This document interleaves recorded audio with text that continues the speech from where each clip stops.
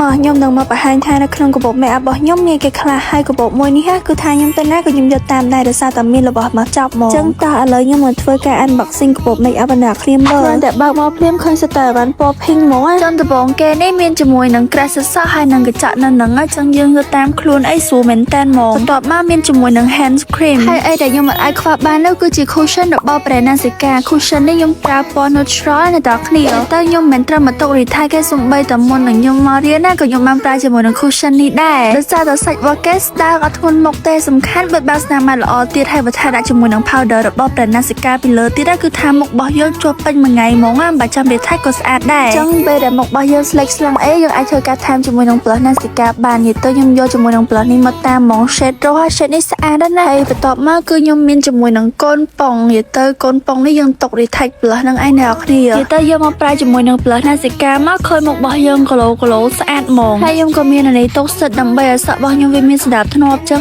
បើថា cream វិញគឺខ្ញុំដាក់មកឡើងគ្រប់ប្រភេទមកអ្នកគ្នាដើម្បីងាយស្រួលថែមថ្ងៃខ្លះខ្ញុំលាប glow ថ្ងៃខ្លះខ្ញុំលាប matte ចឹងណាបន្ទាប់មកក៏យើងអត់ភ្លេចដែរជាមួយនឹងតាគៀប My Melody ដើម្បីទុកគៀបសក់ទុកវែកសក់អីចឹងណាតែរបស់នៅក្នុងនេះខ្ញុំដាក់មកគ្រប់មុខចឹងដើម្បីពេលដែលខ្ញុំទៅថតឬក៏អីចឹងខ្ញុំស្រួលមែនតើមកអ្នកគ្នាអត់បាច់ពិបាកទេតែរបស់ខ្ញុំមានគ្រប់មុខចឹងស្រួលមែនតើមិនថាខ្ញុំទៅថតទៅដើរលេងទៅណាទេគឺយើងងាយស្រួលថែមចឹងអ្នកគ្នានៅក្នុងកាបូប make up របស់ខ្ញុំគឺមានតែប៉ុណ្្នឹងឯងយ៉ាតែប៉ុណ្្នឹងអីឡើងច្រើនហើយ But anyway hope you guys like this video ហើយបើអ្នកគ្នាចង់ឲ្យ make up ស្អាតណាកុំភ្លេចជាមួយនឹង brand Nasica ណា Bye bye